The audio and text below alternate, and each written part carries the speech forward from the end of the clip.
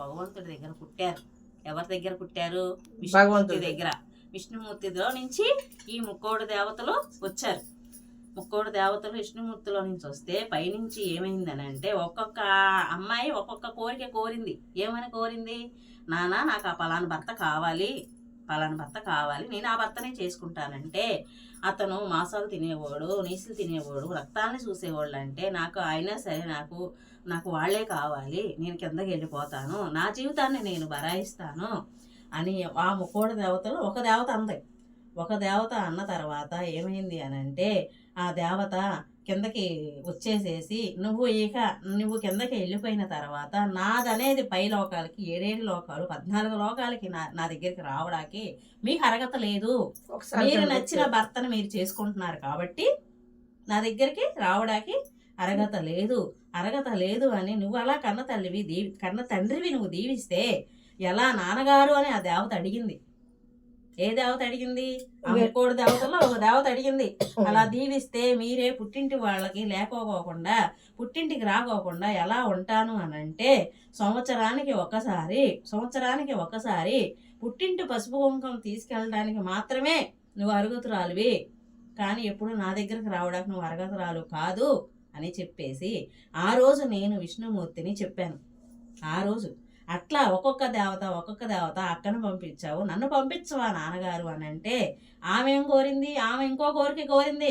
అట్లా ఎవరు ఎల్లమ్మలో, ఉప్పలమ్మలో, దుర్గమ్మలో అట్లా ముక్కోటి మంది అక్కా చెల్లెళ్ళు వేరే ఏరైనా అవ్వచ్చు. ఉప్పలమ్మ, ఎల్లమ్మ, ముత్యాలమ్మ, వీళ్ళల్లో నాగుల వెళ్ళమ్మ అంటే నాగుల వెళ్ళమ్మ ఎందుకు కోరుకుంది అని అంటే నాగవయ్యని వాళ్ళు అక్క తమ్ముడు కాబట్టి అన్నయ్య నాకు తోడుగా ఉండాలి, నీడగా ఉండాలి, అలాంటి టైంలో నన్ను ఎవరో చెయ్యరు, ముక్కోడి చెల్లెల్లో నేను లాస్ట్ అక్కా చెల్లెలను కాబట్టి నాకు నాగవయ్య తోడు కావాలి అని చెప్పేసి ఆ విష్ణుమూర్తి దగ్గర వరం తీసుకొచ్చుకుందాం.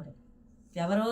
నాగుల వెళ్ళమ్మతో పాటు ఈ ముక్కోడు దేవతలు కూడా ఉప్పలమ్మలో, ఎల్లమ్మలో, ముత్తాలమ్మలో, భద్రకాళిలు వీళ్ళెవరు అని అంటే చిన్న చిన్న మొలకలు. వీళ్ళందరూ చిన్నవాళ్లే. ముక్కోడు దేవతల్లో పెద్దవాళ్ళు ఎవరు? భద్రకాళిలు, అమ్మలు, పెద్దింటమ్మ తల్లి, ఎల్లమ్మ తల్లి, ఉప్పలమ్మ తల్లి, అందరూ అలా పేర్లు వరుసగా వాళ్ళు పేర్లు పెట్టుకొని కిందకి భూమి మీదకి వచ్చేసిన తర్వాత భూమి మీద ఇళ్లలో ఎలవడం నేర్చారు. ఎలా? ఇళ్లలో ఒక పుట్టకొక్కులు పాము, పుట్టకొక్కు వస్తే ఉప్పలమ్మ, పాము వస్తే ఎల్లమ్మ. ఎవరు? నాగుల వెళ్ళమ్మ. పాము వస్తే నాగుల వెళ్ళమ్మ. పుట్ట గొడుగులు వస్తాయి, ఇంట్లో వాసన పీతు వాసన వస్తుంది. పీతు వాసన వస్తే ఆమె వచ్చి కూర్చున్నట్టు ఆ మూల కూర్చున్నట్టు. అప్పుడు ఏమైంది అని అంటే ఆ శివుడు అంశంలో పుట్టిన ప్రతి ఒక్కళ్ళకే కూడా శివుడు అంశం అనేది ప్రతి ఎల్లమ్మకి, ఉప్పలమ్మకి, ముత్యాలమ్మకి ప్రతి ఒక్కళ్ళకే శివుడు బొమ్మలేంది కానీ నాగవయ్య బొమ్మలేంది కానీ పెట్టరు. శివుడి విగ్రహం పార్వతీ పరమేశ్వరుల బొమ్మ పెట్టండి, వాళ్ళని నిలబెట్టరు. వాళ్ళెవరు? వాళ్ళకి తల్లిదండ్రులు. శివుడు, పార్వతి, ఉప్పలమ్మలకి, నాగలమ్మలకి తండ్రి ఎవరు? పార్వతీ పరమేశ్వరులు కాబట్టి వాళ్ళు ఏమన్నారు అని అంటే మేము ఇళ్లలో నానా మమ్మల్ని ఎవరైతే బాగా కొలుస్తారో వాళ్ళే మేము వాళ్ళ ఇంట్లోనే కులదైవంగా ఉంటాము అని అంటే అప్పుడు ఆ పుట్టగొడుగు వాసనతో ఆ వాసన కనిపెట్టి ఒక గణేశాన్ని తీసుకొచ్చి చూపించి ఏంటి మాకు ఇలా వస్తుంది అని అంటే మీ ఇంట్లో ఉప్పలమ్మ వచ్చింది, ఉప్పలమ్మ గుడి కట్టాలి అని అంటే ఏటపోతులను కోసి అన్నీ కోసేసి కోళ్ళను కోసి 3 సంవత్సరాలు చేస్తారు. 3 సంవత్సరాలు చేసిన తర్వాత ఏమైందనంటే 4వ సంవత్సరం ఏం చేస్తారు అంటే జంట కోళ్ళు కోస్తారు. అంటే ఆడ మగ రెండింటిని కొయ్యాల్సిందే. కానీ తెలియని వాళ్ళు ఏం చేస్తారంటే మాకు ఓపిక లేదు అని చెప్పేసి ఒక కోడినే తెస్తారు. 3 సంవత్సరాలు అయిపోయిన తర్వాత ఒక కోడి సాలదు. మరి భర్త ఉన్నాడుగా, భర్త భార్యకి ఇద్దరికి కావాలి ఆహారం. కావాల్సినప్పుడు ఏమవుతుంది? వాళ్ళు పెట్టనప్పుడు ఏమవుతుంది? మరి భర్త ఆకలితో ఉంటాడు కాబట్టి ఆహారం సాలట్లా.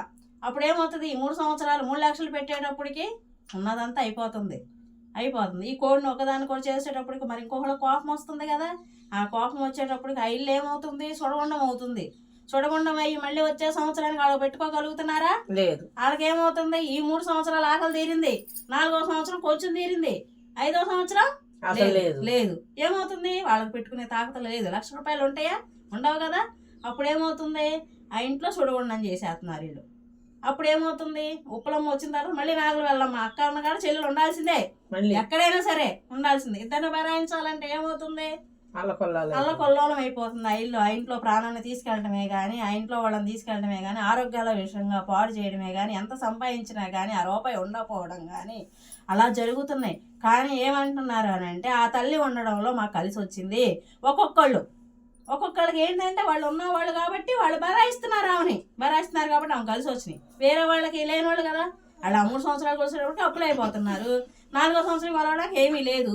లేనప్పుడు వాళ్ళ ఇల్లు ఏమవుతుంది, అల్లకొల్లోలం అయిపోతుంది. ఆ అల్లకొల్లోలం అవడంలో ఏమంటున్నారు అని అంటే, ఉప్పలమ్మల్ని కొలవడం, ఎల్లమ్మల్ని కొలవడం మాది తప్ప అంటున్నారు. ఆనాడు విష్ణుమూర్తి వాళ్ళని వదిలేయడంలో ఈరోజు ఏమైందంటే, ఉప్పలమ్మలో మొలకలు ముక్కోడి దేవతలు అయ్యారు. అప్పుడు ఎన్ని నెలల్లో ఉంటున్నారు, ఊరు మొత్తం అవుతుంది. ఈ ఇంట్లో ఆకలి తీరపోతే ఇంకొక ఇంట్లోకి ఆమె వెళ్ళిపోతుంది.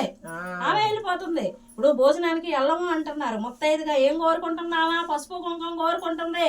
వాళ్ళు ఏమంటున్నారంటే, భోజనానికి వెళ్తే భోజనం తింటే మా ఎమ్మటి ఆ తల్లి వచ్చేస్తుంది, పలానా వాళ్ళ ఇంటికి వెళ్ళాము, పలానా తల్లి మా ఇంటికి వచ్చేసింది అనుకుంటున్నారు. కానీ కాదు, ఈ ఇంట్లో ఎప్పుడైతే ఆహారం తగ్గుతుందో అప్పుడే ఇంకొక ఇంటికి ఎంటర్ అవుతుంది, ఆ ఇంట్లో ఎలుస్తుంది. ఆ ఇల్లు చూడకపోతే ఇంకొక ఇంటు, అట్టా మొత్తం ఇంట్లోకి ఎవరైతే ఉంటున్నారో ఆ ఉప్పలమ్మలు అప్పుడు ఇంటింటికి పాకిపోతుంది. కానీ భోజనానికి వెళ్ళినంత మాత్రాన ఉప్పలమ్మ మన ఎమ్మటి రాదు, పసుపు కుంకుమ తీసుకున్నంత మాత్రాన రాదు. ఏమవుతుంది అని అంటే, గోర్లు కడుక్కోవాలి, అన్నం ఏమి ఉండకూడదు, గోరుల్లో ఎక్కడ ఏమి ఉండకూడదు అనుకుంటారు. కానీ అది తప్పు. జేబులో వచ్చింది అనేది తప్పు. మన గోర్లు అమ్మటి ఎక్కడ ఉంటుంది, అల్లం ఎత్తుకుంటుందా, గోర్లలో ఉంటుందా పట్టుద్దా, ఇంకెక్కడ ఉంది, అట్లా రాదు. అర్థమైందా మీకు? ఆవిడ ఏవైతే ఆహారం కోరుకుంటుందో, ఎవరింట్లో అయితే ఆహారం దొరుకుతుందో, మరి వాళ్ళు బలిలకు అలవాటు పడ్డారు. మాసానికి అలవాటు పడ్డప్పుడు ఉంటారా, ఆకలితో ఉంటారా, ఉండలేరుగా. అప్పుడు ఏమవుతుంది, ఇంకొకళ్ళు ఇంటికి వెళ్తే ఇంకొకళ్ళు కొలుస్తారు, ఆ 3 ఏళ్ళు కొలుస్తారు. అప్పుడు 3 ఏళ్ళు ఏమవుతుంది, ఆటపోతుల్లో కోసి 100 మందికి 200 మందికి భోజనం పెడుతున్నారు. కానీ ఏమవుతుంది, అది ఆ ఇల్లు కూడా సుడగుండం చేసేస్తుంది. అట్లా ఏమవుతుందంటే, ఒక తల్లిని కోరడంలో ఆ తల్లి ఇస్తుంది కాదంటలా, కానీ పెరుగుతుందిగా. ఆ తల్లి పెరుగుతుందా, మనం పెరుగుతున్నామా, వాళ్ళే పెరుగుతున్నారు, అమ్మలే పెరుగుతున్నారుగా. మరి అట్లా ఇంటికి కూడా అట్లా పెరిగిపోయి అనుకుంటున్నారంటే జనం, మేము అమ్మను పూజిస్తున్నాం, మాకెందుకు ఇట్లా అవుతున్నాయి అంటే, ఇప్పుడు ఘనశాలను బాగు చేస్తున్నారు, వాళ్ళకి ఇవ్వాల్సి వస్తుంది 30,000 40,000. కాసేపు వచ్చి డాన్స్ చేసి పెట్టేసి వెళ్ళిపోతున్నారు. వాళ్ళు ఏం చేస్తున్నారు, మళ్ళీ ఇంకొకళ్ళు ఇంకా రావాలని కోరుకుంటారే కానీ వద్దని కోరుకుంటారా? మరి అదే అయిపోయింది కదా. తెల్లారు లెగుస్తా బతకాలి అమ్మల మీద. అప్పుడు ఏమవుతుందంటే, పైకి రానొకరిని కారణం ఏంటి అని అంటే, ఒక భర్తని ఒక ఆడది కోరుకుంటంలోనే ఈరోజు నేను పైకి 7 లోకాలు 14 లోకాలు నీ ఆడపిల్లల్ని రానివ్వనందుకు ఈరోజు ఒక 10 మంది పుట్టయ్యారు. 10 మంది దేవతలు ఒక పుట్ట, చెవుల పుట్ట ఎలా ఉంటది, చెవుల పుట్ట అయ్యారు అమ్మలు. అట్లా ప్రతి ఒక్క ఇంట్లో ఉంటది. కానీ మనం అనుకుంటాం ఒక్క అమ్మని, కానీ కాదు. ఇప్పుడు దుర్గమ్మలు కూడా ఎలా ఒక పీఠాన్ని, శక్తి పీఠాన్ని, ఊరంతా పీఠాలు ఒంట్లోకి, ఇప్పుడు నీ ఒంట్లోకి వస్తుంది. నీ ఒంట్లోకి వచ్చినప్పుడు ఏమవుతుంది, ఇంకొక ఒంట్లోకి వెళ్తుంది. ఇప్పుడు నీ దగ్గర ఉంటుంది, ఇంకొక ఒంట్లో ఉంటుంది. అట్టాగే ఉప్పలమ్మలు కూడా ఒక ఇంట్లోనే కాదు, మొలకలు దేశం మొత్తం వాళ్ళే ఎక్కువ శక్తి పీఠాలు అయిపోయినాయి. ఈరోజు అమ్మ లేని జీవితం లేదు అంటున్నారు. కానీ ఆ అమ్మ వల్ల ఎంత ఇబ్బందులు పడుతున్నారో, బలిలు కోరి ఆ బలిల వల్ల ఎంత ఇబ్బందులు పడుతున్నారో జనం అదొకటే తెలుసుకోలేకపోతున్నారు. ఈ రోజు నేను తెలంగాణ అని కాదు, ప్రతి ఒక్కళ్ళు కూడా పసుపు కుంకుమ తీసుకోవడం తప్పు కాదు, బలిలు ఇవ్వడం తప్పు. అమ్మల్ని బలిలు ఇచ్చి పెంచడం ఎవరి తప్పు, మన తప్పు. మనమే చేసుకుంటున్నాం. బలిలు ఇచ్చి వాళ్ళని మనం శక్తిని పెంచుకుంటున్నాం. పెట్టండి, నీకు ఉన్నది పెట్టండి, లేకపోతే ఒక కోడిని కోస్తానో లేకపోతే ఒక రక్తం చూపిస్తానో చెప్పండి. కాదు, ఏటపోతుల్ని కోసి బలిలు ఇచ్చి, ఇంకా ఈ ఏటపోతు చాలు, నాకు కలగ చేసింది ఆ తల్లి, నేను ఇంకా 10 ఏటపోతులను ఇస్తాను అంటే ఏమవుతుంది? అదే ఒక్క ఏటపోతు బలము 10 ఏటపోతుల బలం ఎక్కువ అవుతుందా? 10 ఏటపోతుల బలం ఎక్కువ అవుతుంది, ఇంకా అడుగుతుంది కదా. అట్లా జనాలకి తెలియక నేను దేవతని నమ్మండి, నమ్మొద్దని చెప్పట్లా. పసుపు కుంకాల కోసం పూజించొద్దని నేను చెప్పట్లా. కానీ దయచేసి ఈ ఆటపోతుల బలిలు అనేది ఇచ్చుకుంటే కొంచెం ఇచ్చుకోండి, కానీ ఎక్కువ బలులు ఇంకా ఇస్తే ఇంకా మాకు ఎత్తది అనేది తప్పు. ఇంకొకళ్ళ ఇంట్లోకి వెళ్ళి ఇంకొకళ్ళ బలి కోరుతుంది.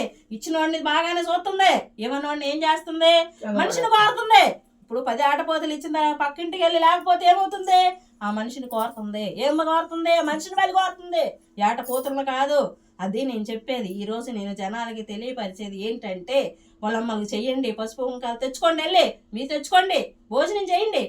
కానీ ఏటపోతులు అనేది, బలిలు అనేది జనానికి తగ్గించమని అడుగుతున్నా. నేను ఒక దేవుడిగా భగవంతుణ్ణి నేను అడుగుతున్నాను. దేనికేనంటే దేవతల్ని పెంచి దేశాన్ని అల్లకొల్లాలు చెయ్యొద్దు అని అడుగుతున్నాను. పూజించండి, పసుపు కుంకాలు తీసుకోండి, వడగించండి, కానీ ఆ దేవతలకి బలులు ఇచ్చి జనాన్ని బలులు తీసుకెళ్ళొద్దని నేను కోరుతున్నాను.